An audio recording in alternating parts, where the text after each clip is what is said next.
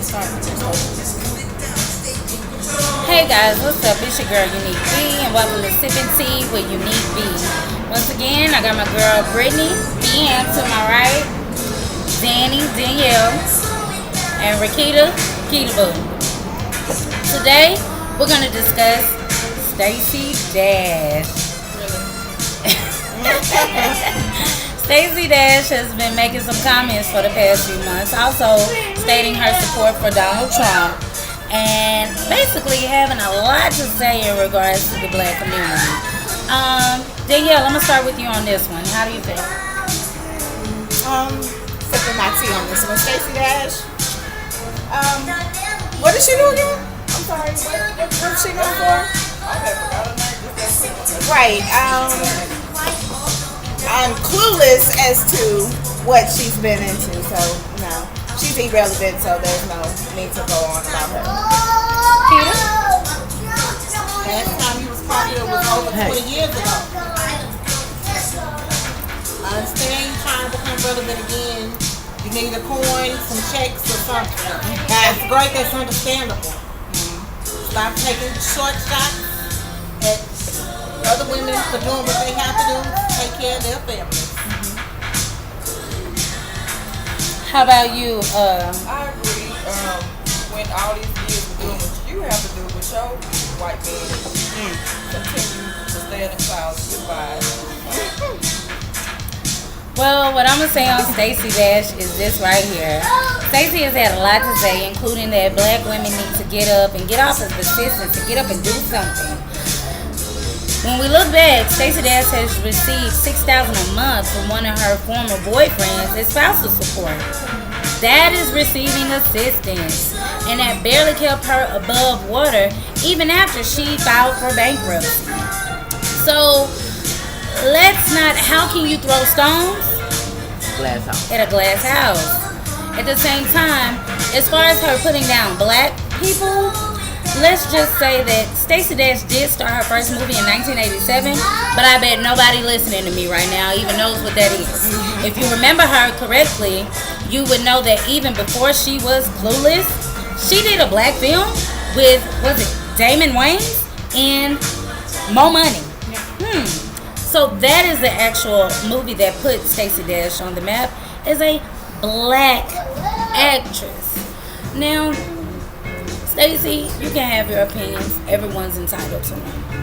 However, I really think you need to have, as Keita would say, several seats and get your life. Okay? Moving on.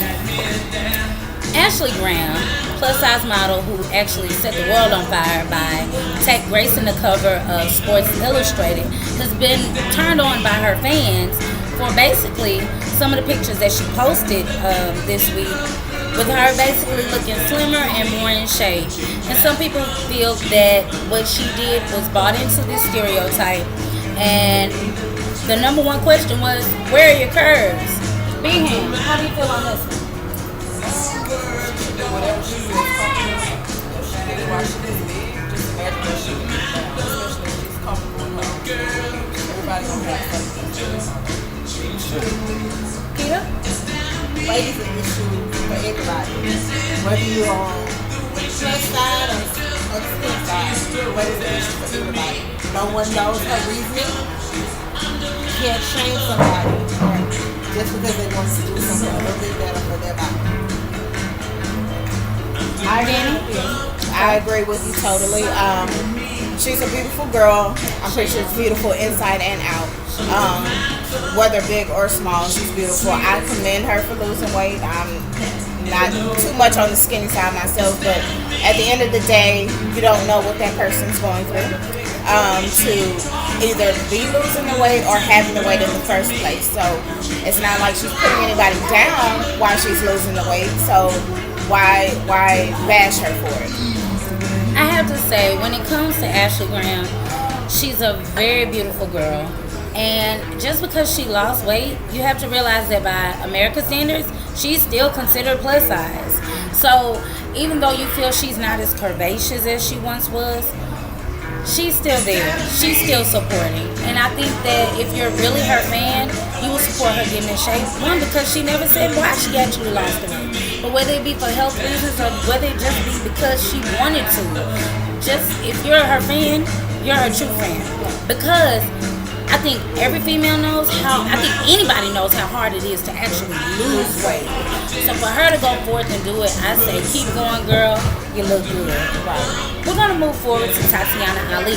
Tytyana Ali was recently married and announced that she was having a baby.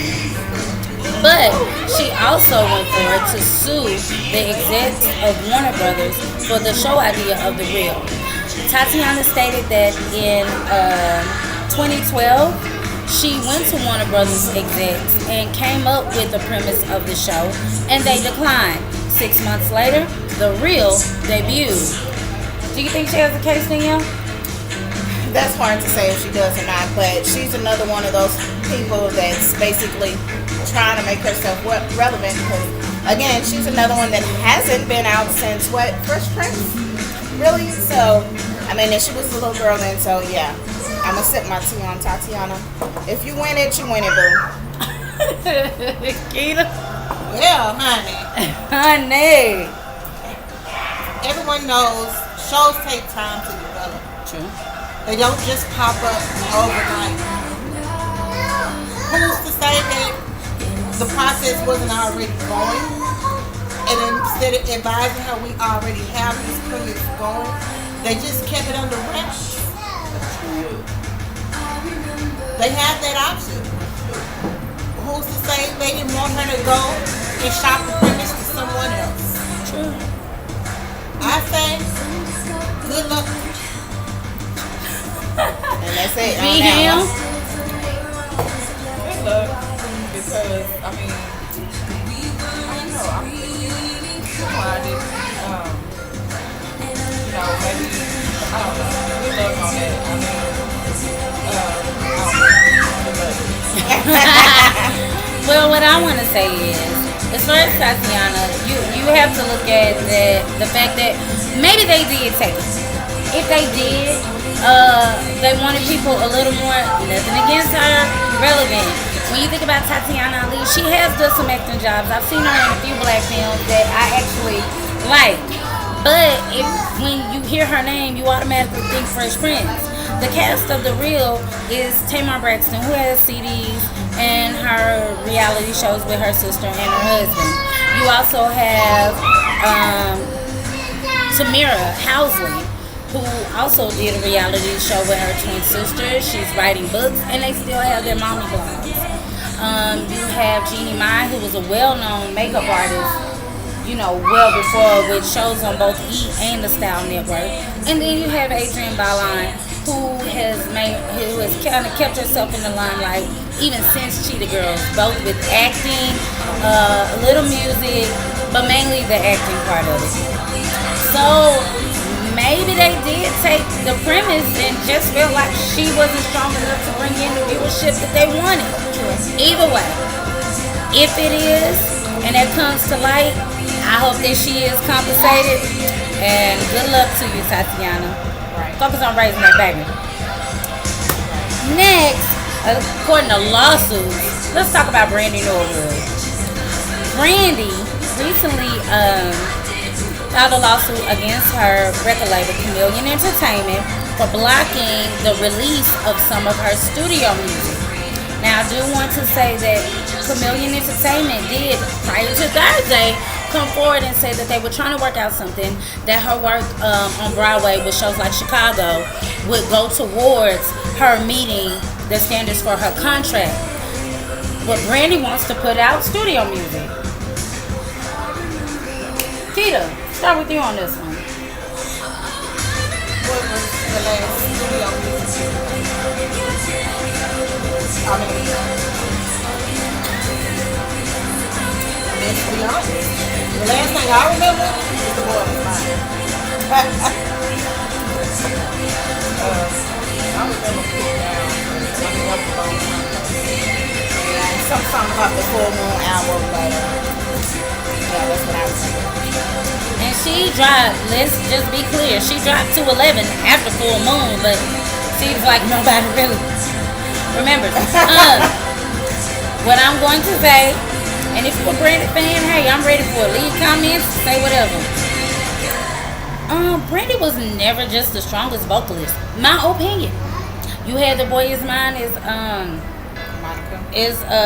Danielle just brought up. And Monica murdered her on the track. With her. And even when they re-released a second part to that shit belongs to me. Monica murdered her again. So, I mean, let's just be honest. I don't see Brandy as the strongest vocalist. However, her acting skills on point. She has played other than Moesha people and Chardonnay. She's played in other roles where her acting is actually pretty decent, and her in these Broadway plays, she's actually shown that she could actually have a solid, lucrative career. So I honestly think that if the record label is able to work that out, where she can get that out and they can get paid, then why not? Her wanting to just stick with the studio music, maybe she has something to say. Maybe she has some things that she thinks that she needs to get out. And there's nothing wrong with that. But Brandy was quoted as saying that, like Prince, she felt like she was a slave to her record company. And maybe while she took that statement, she might want to take a page out of Prince's book and maybe just record and keep it. Because I don't think anyone is actually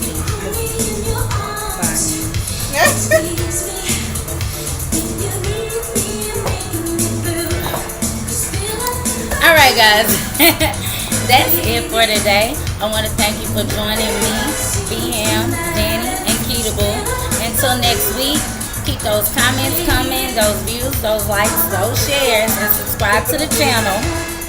And if you have any opinions or anything that you want to say back, or even topics you want to discuss, please let me know. Once again, this is your girl Unique B, and you've been sipping tea with Unique B. See y'all next time.